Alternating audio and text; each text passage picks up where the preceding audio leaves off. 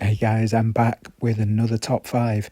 Really enjoyed doing the Manic Street Preachers a couple of weeks ago, so I thought I'd give it another go. And this time, a bit of a gear change. I'm going to be talking about my top five Pink Floyd tracks. What a band Pink Floyd are, one of the greats.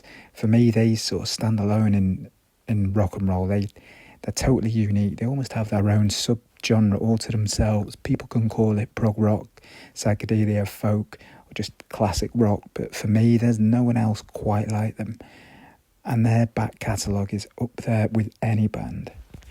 And with Pink Floyd, it isn't just the music. I don't think there's any other band that creates so much mystery and intrigue. The early Syd Barrett inspired psychedelic phase and the way the band evolved following his demise, the fact that the band was so private and elusive during the 1970s heyday just added to the magic and the mystery that surrounded them. The complex relationship between the band members, most notably Roger Waters and David Gilmour, just makes for a great story, and for me, a never-ending source of intrigue. I'm fully aware that Pink Floyd are an albums band, not a singles band, so the temptation is to rate the albums rather than the individual tracks, but for me that's too predictable. There's the big four, ultimately: Dark Side of the Moon, Wish You Were Here, Animals and The Wall, which is going to feature in most people's top five. They certainly would in mine, and then another. But you'll probably get an idea from my tracks, the tracks that I choose, which my favourite albums are. It probably is a bit of a giveaway. But anyway, here goes. At number 5, I'm going with Breathe, off the classic Dark Side of the Moon album released in 1973. This is where it all started for me with Pink Floyd. The first track off the first album I listened to, introduced to me by a mate back in my student days, and it blew me away. But not like any other band had done before. This was something new, even though it was probably about 25 years old at the time. It felt totally fresh. The atmosphere of the song, the lyrics, the bass line, the guitar work from David Gilmour, it's just got this groove. And the first line, breathe in the air, don't be afraid to care. It just sets the tone, not only for the album, but for my own personal love of this band. On to number 4, it's Echoes from the 1971 album Medal. This is the song widely acknowledged as being the moment when Pink Floyd really found their classic sound.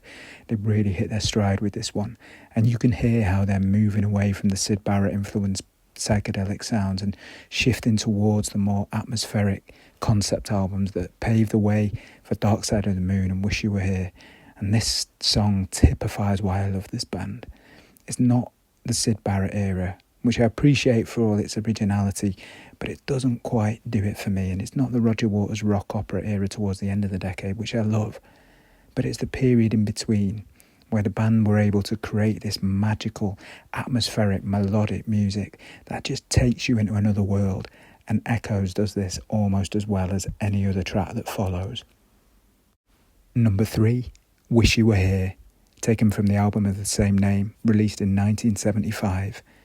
This is one of their most well-known tracks, and one that is timeless, an undeniable classic. The acoustic riff at the start is simple but just perfect.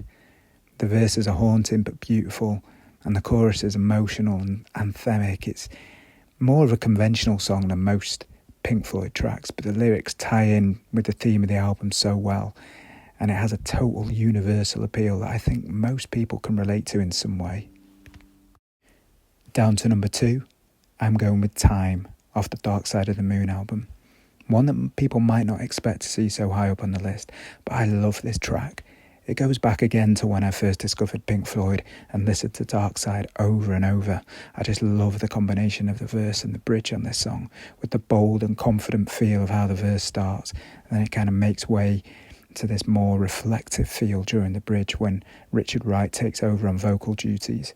The song's lyrics deal with Roger Waters' realisation that life was not about preparing yourself for what happens next, but about grabbing control of your own destiny. It features some classic Gilmour lead guitar, and it's when the members of Pink Floyd worked together so well before the cracks started appearing in the years that followed. And finally, at number 1, Shine On You Crazy Diamond, the opening track from the Wish You Were Here album. It had to be. This song is an absolute musical masterpiece.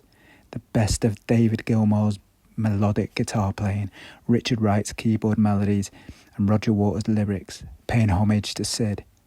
It could be a classical music composition, the way it builds up. I mean, which other band could pull off a song where the opening note lasts about 3 minutes before anything else happens, before any chord changes, and then it builds and builds and takes you on a journey until that opening line, "Remember when you were young." It's a song full of emotion and feeling, and it's my absolute favourite Pink Floyd song and one of my favourite songs, full stop. So there's no room in the top 5 for any songs off the wall or Animals, which probably tells you that I lean more towards the Gilmour and Wright influence material as opposed to the latter years when Roger Waters really takes things in his own direction. But the sad thing is, as musicians, they complemented each other so well. Roger's original concepts and lyrics, and David and Rick's excellent musicianship, but as people they just weren't quite as compatible. But it all makes for a fascinating story. I hope you've enjoyed it. Let me know your favourite Pink Floyd tracks. Like or subscribe if you want to, and I'll hopefully see you next time.